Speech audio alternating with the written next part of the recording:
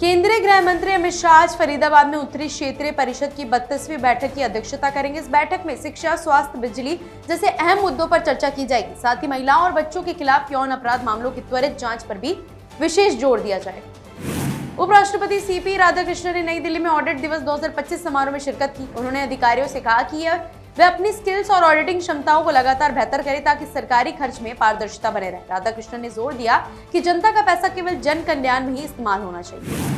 भारतीय राजदूत पुनीत रॉय कुंदल ने लिस्बन में डिप्लोमेटिक बाजार 2025 में भारतीय प्रदर्शनी पर पुर्तगाल के राष्ट्रपति मार्सेलो रेबेलो डी सूजा का स्वागत किया। इस आयोजन में भारत की समृद्ध सांस्कृतिक धरोहर को प्रदर्शित किया गया। साथ ही भारत को पुर्तगाल के बीच 50 साल की कूटनीतिक साझेदारी का जश्न मनाया गया।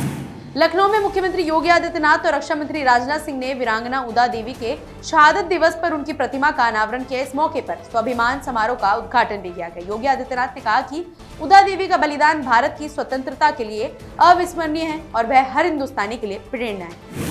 केंद्रीय वाणिज्य और उद्योग मंत्री पीयूष गोयल ने मुंबई में एक्सपोर्ट एक्सीलेंस अवार्ड समारोह को संबोधित किया। उन्होंने कहा कि बिहार का चुनावी परिणाम बेहतर भारत की दिशा में प्रेरणा है और ये हमें दुनिया की सबसे तेजी से बढ़ती अर्थव्यवस्था बनाने के संकल्प को मजबूत करता है। गोयल ने जोर दिया कि 2047 तक जब भारत स्वतंत्रता के लिए 100 वर्ष पूरे करेगा, हमारा लक्ष्य एक विकसित और समृद्ध राष्ट्र बनाना है। तमिलनाडु में तमिलगा वेत्री कशगम टीवीके ने मतदाता सूची की विशेष गहन पुनरीक्षण प्रक्रिया के खिलाफ प्रदर्शन किया। टीवीके नेता आधव अर्जुन ने आरोप लगाया कि डीएमके इस प्रक्रिया में अपनी शक्ति का दुरुपयोग कर रही है। प्रदर्शन में पार्टी कार्यकर्ताओं ने पारदर्शिता की मांग उठाई। वाणिज्य सचिव राजेश अग्रवाल ने मॉस्को में भारत यूरेशियन आर्थिक संघ (ईएयू) मुक्त व्यापार समझौता वार्ताओं की प्रगति की समीक्षा की।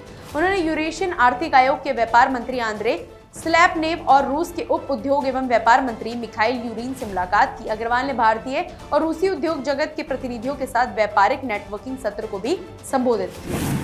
दिल्ली के यमुना स्पोर्ट्स कॉम्प्लेक्स से MOS corporate affairs HD Malhotra, Delhi के मुख्यमंत्री रेखा गुप्ता और दिल्ली बीजेपी चीफ वीरेंद्र सचदेवा ने नमो रन को हरी झंडी दिखाई। संसद खेल महोत्सव 2025 के तहत आयोजित इस कार्यक्रम में 6000 से ज्यादा लोगों ने हिस्सा लिया। मल्होत्रा ने कहा कि ये पहल जिम्मेदार सड़क व्यवहार और हर उम्र में फिटनेस को बढ़ावा देने की सरकार की प्रतिबद्धता को दिखाती है। आरजेडी अध्यक्ष लालू प्रसाद की बेटी रोहिणी आचार्य ने आरोप लगाया कि तेजस्वी यादव के सहयोगी ने उन पर अपने पिता को खराब किडनी दान करने का आरोप लगाया। उन्होंने कहा कि उन पर यह भी आरोप लगाया गया है कि यह दान करोड़ों रुपए और पार्टी टिकट के बदले किया गया। रोहिणी ने इन आरोपों को गंभीर और निराधार बताया। हरियाणा से कांग्रेस सांसद रणदीप सिंह सुरजेवाला ने एनडीए की बिहार विधानसभा चुनाव जीत पर प्रतिक्रिया दी। उन्होंने कहा कि कांग्रेस अध्यक्ष मल्लिकार्जुन खड़गे और नेता प्रतिपक्ष राहुल गांधी ने औपचारिक बैठकें की हैं और सहयोगी दलों से भी परामर्श करेंगे। सुरजेवाला ने विश्वास जताया कि इन चर्चाओं के बाद पार्टी निर्णय लेने वाली है। उत्तर प्रदेश के बिली मारकुंडी स्थित कृष्णा माइनिंग वर्क्स में पहाड़ धंसने की घटना के बाद राहत व बचाव कार्य जारी है। एनडीआरएफ और एसडीआरएफ की टीमें सक्रिय रूप से मौके पर लगी हुई हैं। प्रशासन स्थिति पर लगातार नजर रखे हुए।